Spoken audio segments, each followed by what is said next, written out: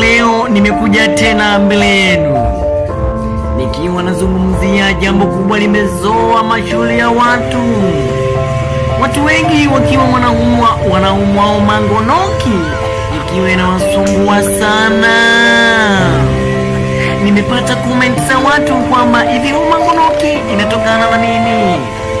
Mangonoki ni ugonjwa ambao umelipuka hivi karibuni, na mimi ugonjwa nimeujua katika majaribio yangu, nikaupa kwa jina la mangonoki.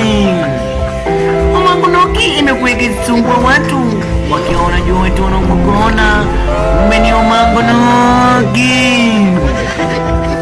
Hiyo mangonoki chanzo chake kwanza ikikushika mafua makubana, mafua na kupenga mafua yaishi, watu wakiwa wanalalamika. Na kama unataka kudhibiti mangonoki, kwa siku unaweza ukanywa maji lita 30.